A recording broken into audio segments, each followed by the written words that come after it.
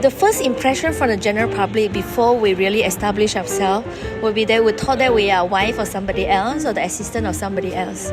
I still remember the first day I drove Kalisa to Parliament. Yes, the first time I was elected, I was driving a Kalisa and I reached the Parliament because Parliament you got designated car park for MP. So I parked there and then the security come and chase me and say, Amoy, you tak boleh park di sini. Until I tell actually saya ahli parlimen yang untuk kawasan Sedang. And then so for the very beginning before people really know you, partly because I was elected at the age of 27, so the first impression from the people will be, oh, you ikut ahli parlimen mana? Ataupun you are the wife of siapa? So I think sometimes this type of conversation will happen, but I think we can overcome it by times. I think there was some media actually picks up MPs who yell a lot in the parliament, and I think none of them actually are female MPs.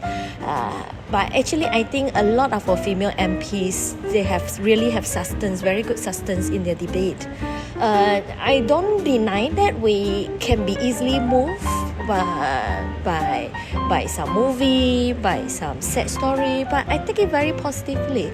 We feel sad for certain people in the society. I don't think for the weaker, poorer people in the society, for their misfortune, I don't think that is something we should be ashamed of. I think because we feel them and therefore we are more committed in our duty because we want to change their fate, we want to change their future to create a better future for everyone. Whether I'm the minority in the parliament or not actually don't really bother or concern me when I want to bring out certain issue in parliament. I think very, very important is that we understand the issue and we say something not because we want to get the spotlight or the attention, but it's because we want to speak for those who don't have a voice. For example, we said children, they are not voters yet, and therefore who would listen to them and who will speak up for them in parliament because they are really not voted until they are reached the age of 18. We want to speak up for stateless children. Again, they are not even citizens of Malaysia, so who will speak up for them? So I think very, very important to me is when we want to deliver a speech in parliament, first of all, we must do our homework.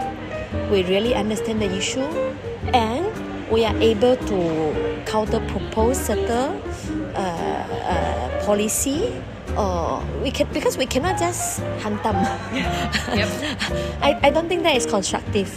I think in reality we know that it is very easy to criticize, but eventually the question we need to ask ourselves would be, okay, we are not happy with certain things, we express our opinion, even let go of our emotion, but eventually what are the policy changes that we want to see, and therefore we try our best to engage with the government and hopefully they will pay attention to what we say, even if they eventually only adopt 10% from our proposal, but that is the satisfaction that we will get.